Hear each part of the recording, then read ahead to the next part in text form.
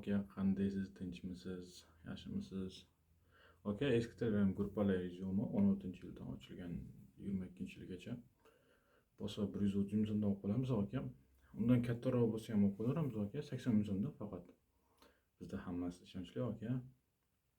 Mana shunday firibgarlarga ko'zingiz tushgan bo'lishi mumkin. Kamida eshitgansiz yoki o'zingiz ham aldanib qolgan bo'lishingiz mumkin. Bu videoda esa mana shunaqa firibgarlar haqida gaplashamiz va o'zingizni qanday himoya qilishni ham o'rgatib ketaman. Buning uchun videoni o'tkazib yubormasdan oxirigacha ko'ring.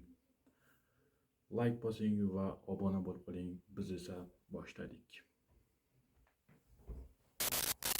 Telegram, Instagram va shunga o'xshash platformalarda firibgarlar anchagina ko'payib ketishgan. Hozirgi kundagi aktual firibgarliklardan biri esa bu eski Telegram gruppalarni sotib olishi. Aslida Telegramni o'zi guruhlar, kanallar va shunga o'xshash narsalarni sotilishi yoki sotib olinishiga qarshi. Bu narsalar o'zi aslida nimaga kerak? Hech kim bilib bo'lmaydi. Ayrimlar aytishadi, eski Telegram gruppalarni poiskdan izlasa yaxshiroq reykdan chiqadi deb aytishadi. Ba'zilar esa noqonuniy savdolarni olib borish uchun ishonchliroq guruhlar bu eski guruhlar deb aytishadi. Buni tagini esa hech kim bilmaydi. Shunchaki sotib olayotganlarni o'zlari bilishadi xolos.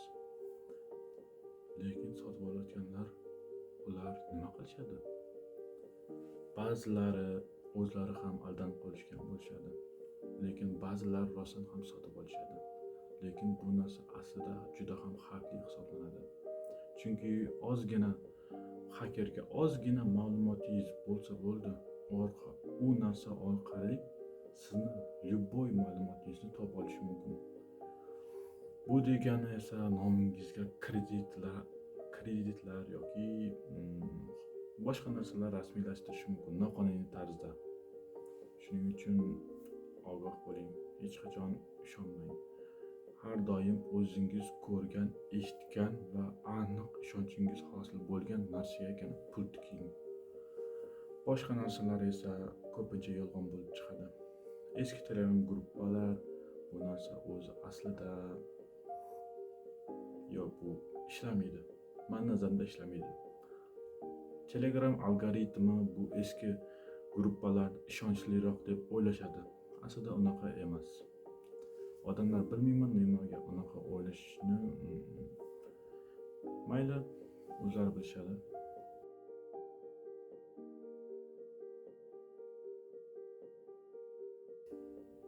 Bundan tashqari yana Telegramda copy trading degan firibgarlikni ko'rgan bo'lsangiz kerak.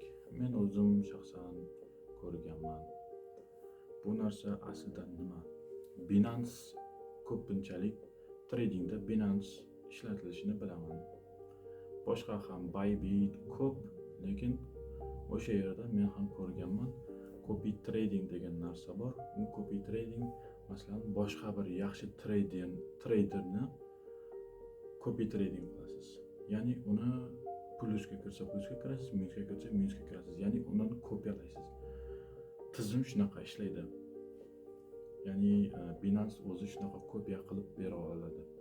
Lekin Telegramlarda copy trading firibgarliklari amalga oshiriladi. Afsuski. Unga kimlar ishonishadi? O'zlari tradingni unchalik tushunmaydigan yoki yaqinda kirib kelganlar ishonishadi va rostdan ham kanalga kirib ko'rsa, rostdan ham aziflar bor. Masalan, odamlarni yaxshi ishonchli degan голосовойlargacha tashlab chatlarni ham ko'rsatadi. Bu qanaqasiga ishonmaslik mumkin bu narsaga? Bu narsani qanday ishlashini hozir aytib o'taman. Odamlar nima qilishadi? Unga ishonib pulni berishadi va u pulni absolyutni uxlatadi. Ya'ni bu qanday amalga oshadi? Pulingizni berasiz va u mana falon so'm 22 million ko'tardim deb aytadi va siz просто vau deb borasiz. Keyin u nima qiladi? O'sha yerda firibgarlikni sezishni bitta yo'li u chiqarib olish uchun yana sarmoya kiritishingizni so'raydi. hech qanday hech yerda aytib o'taman, hech qayerda pul chiqarib olish uchun pul kiritilmaydi. Shuni eslab qolishingizni maslahat berardim. Va u pul so'raydi. Siz o'ylaysiz, pulingizni berganlar ham bor o'sha yerda, bermaganlar ham bor. Va u yerda absolyutni uxlab ketasiz. Ular nima qilishadi? Soобщение yozishadi, SMS yozishadi. Aka, siz uxladingiz. Uning uchun, ya'ni yarmini qaytarib beramiz. Uning uchun siz bizga отзыв berasiz, yaxshi отзыв, ya'ni голосовой tashlab berasiz yoki video сообщениеdan o'zingiz maqtab tashlab berasiz deydi. Va u holbuki yarmini bo'lsa ham qaytarib olishni xohlaydi va отзыв beradi. Bunga shaxsan o'zim guvoh bo'lganman. Shuning uchun sizga buni ma'lumot tariqasida aytib o'tyapman. Instagramga kelsak, Uzum Market, Yandex kabi marketlarga ishga olish haqidagi e'lonlarga ko'zingiz tushgan bo'lishi ham mumkin. Bu narsa ham 99.99% firibgarlik. Chunki u profilga kirib ko'rsangiz ham podpisчиги yo'q, rasmiy profil emas, shunchaki masalan 1000 ta 2000 ta obunachi bilan reklama qilgan bo'ladi. Bu ham 100% firibgarlik hisoblanadi. Va firibgarlikni oldini olishni va o'zingizni himoya qilishni hozir ko'rib chiqamiz. Buning uchun MyGov murojaat qilamiz.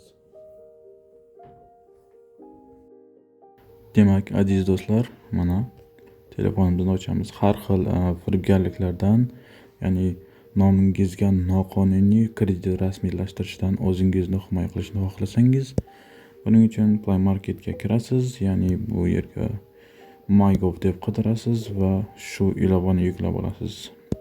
Va ichiga kiramiz. Mana bunaqa oyna ochiladi. Pastda mana bu yerda kirish degan joyi bor va bu yerga pasport ma'lumotlaringizni kiritasiz.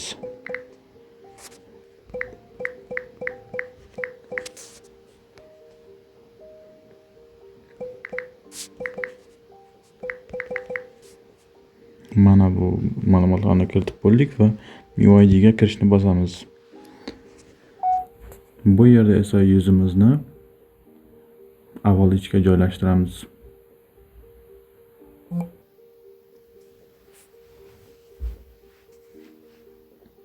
Biroz kutamiz va xohlagan parolimizni qo'yamiz. Mana kirib oldik. Profilimiz. Demak, bu izlash bo'limiga kiramiz va bu yerga kredit deb yozib olamiz.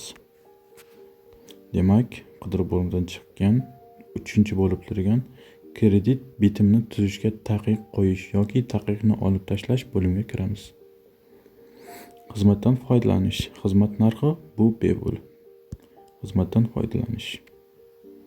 Va bu yerda xizmatni o'chirish bo'lib turibdi. Bu yerda menda bu yoqilgan, ya'ni men yoqib qo'yganman. Bu yerda sizda xizmatni o'chirish o'rniga faollashtirish degan tugma turgan bo'ladi, yashil bo'lib. Uni bossangiz va kirib chiqsangiz bu yerda mana shunaqa oyna ochiladi, ya'ni yoqilgan bo'ladi. Xizmatni o'chirish esa bu o'zingiz keyinchalik o'zingizning nomingizga kredit olishni xohlasangiz, xizmatni o'chirishni bosib, xohlaganingizda kredit olishingiz mumkin. Mana tagida ham отзыв berib ketgan. Ushbu xizmat orqali siz o'zingiz nomingizga kredit shartnomasi tuzilishini cheklashingiz yoki avval joriy etilgan cheklovni bekor qilishingiz mumkin. Bu kredit olish jarayonini nazorat qilish va firibgarlikning oldini olishga yordam beradi. Bungi videomiz mana shulardan iborat edi. Firibgarlardan ehtiyot bo'ling, aldanib qolmang. Firibgarlar juda ham o'z ishini yaxshi bilishadi, ya'ni sizni ishonchingizga kirishni yaxshi bilishadi.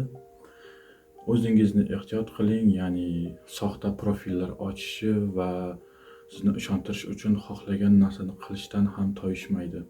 Shuning uchun ehtiyot bo'ling. Siz esa MyGovni yoqib qo'yganingizdan keyin siz davlat tomonidan qo'riqlanasiz. Sog' bo'lasizlar.